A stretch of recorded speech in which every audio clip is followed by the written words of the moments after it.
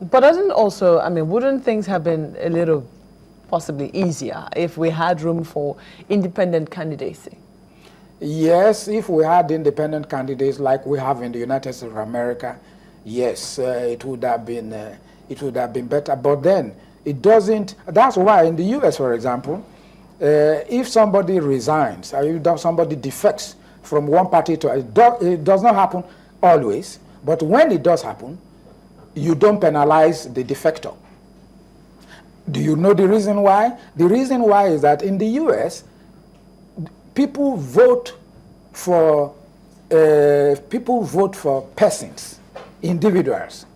Here we vote for political parties because Section 65, Section 65, subsection 1, subsection 2, paragraph B, if that's what you are looking for, you will get it there. You want me to show you too? Where the political party sponsors the candidate. Correct. Is that B, section 2, subsection 2? So, yeah, 65 2B.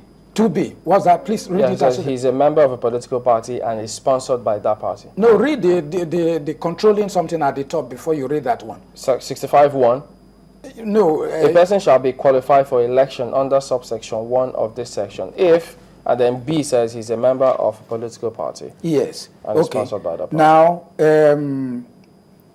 yes, that's all. That's the thing. That's subject to the provisions of this section 66 of this Constitution. A person shall be qualified for election as a member of so Senate and all that. Then subsection 2 says a person shall be qualified for election under subsection 1 of this section if he is a member of a political party and is sponsored by that party. Good.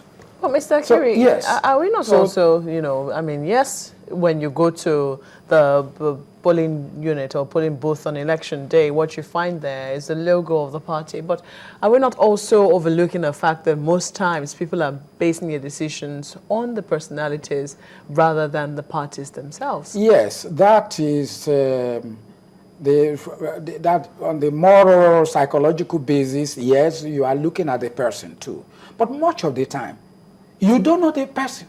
No, in Nigeria, you have not seen the person in your life. The person you are voting for, just the name, the major thing you are saying is the logo of the political party. But the last election, yes, there was something a bit that juggled this perception. Because, yes, according to the structure, yes, it is the political party that presents the candidate. Yes. But when it's time to vote, yes, the parties may present the candidates, but the electorate vote in different ways. In some states, for instance, where they voted for Party A for the governorship position, yes, they voted for President B, yes, in another political party. Yes. So, in that respect, doesn't that underscore what people say? Well, yes, party presents, we vote, and we don't vote according to party lines. Yes, in most cases. But yes, you are right, you're very right. But in the majority of cases, you see, the only time you see your candidate is during the primary meetings, during the primaries, when either the chairman or the president, who is the leader of the party, holds the hand of the candidate aloft and says, this is your candidate. That may be the first and the last time you have seen the candidate. You see, that may be the first and the last time you have seen the candidate. Any other thing is the party. It's concentrated on the party. Okay. Yes. Mr. Akiri, with these powers vested on the party by the Constitution, yes, now let's go back to a court judgment that was given a few days before this judgment we're talking about now, where a federal high court in Abuja ruled that the PDP has no powers to declare vacant the seats of lawmakers who defected from the party. Yes. Now, put that beside this judgment. Where do we go? No, yes. So, but I said that earlier. But yet the party has the power. That the rule of law, you mean there is separation of powers. We have separation of powers in this country, almost absolutely, not totally, but substantially enshrined in the Constitution of the Federal Republic of Nigeria, 1999. Whereby, the executive doesn't usurp the functions or the role of the judiciary, and the judiciary doesn't meddle in matters relating to the legislature, and so on and so forth. So we have this cast iron shell of ultra-conservatism as far as separation of powers is concerned in the Constitution. Now, Earlier on, I told you that when these 37 members, honorable members, defected in December last year, the former chairman of the PDP said, okay, we are declaring their seat vacant.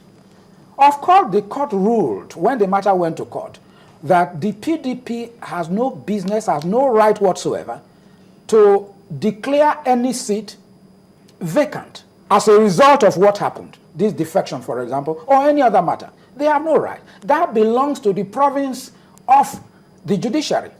And that is what has just taken place. And that's what I advised the other time, that, look, I sounded that note of warning when I was saying that these 37 legislators had gone from the sublime to the ridiculous. I said that at that time.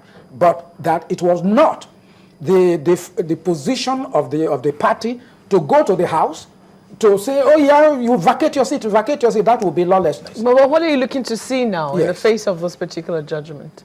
What do we? What are you looking to see henceforth in the face of this judgment? What am I looking to see henceforth is that whimsicality, caprice in politics are banned forever.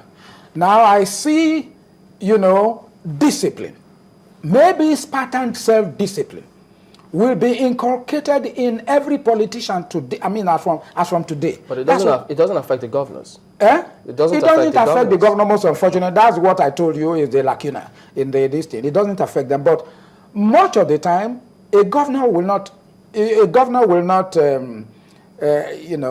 pander to this rascality of a goat, jumping from one political party to another one, because he's the leader of the party. So that's what the draftsman of the Constitution must have thought about, that, well, the governor whoever is the governor, whoever is the president of the nation, is the president of his own party anyway. So he cannot be seen to jump out. He cannot be heard. But this is totally unprecedented. I beg your pardon? It's totally unprecedented. It's unprecedented. So what happens? Are they supposed to vacate the seats, or if they appeal, as they say they will, you maintain status quo, or what? Well, if they appeal, if they file any application for a stay of execution, well, yes, that will the rule of law will allow them to maybe remain until the final determination of this matter. Also, they just file. They don't file the stay of the execution. They just appeal the matter. If they appeal the matter, between now and the time they appeal, they must vacate, because the judgment of any court must be respected, even if it's a bad judgment, even if the judgment was delivered per incuriam, that is, badly delivered. You must respect the judgment of the court until it has been set aside. So I think they will have to file an application for a stay of execution. First. Okay. Yes. All right. Mr. Chris Akiri is the chairman, editorial board of National Daily Newspapers. He's also a legal practitioner. Thank you for coming. It is my pleasure always, and I'm grateful. All right, then. We'll be back after this. Join us again.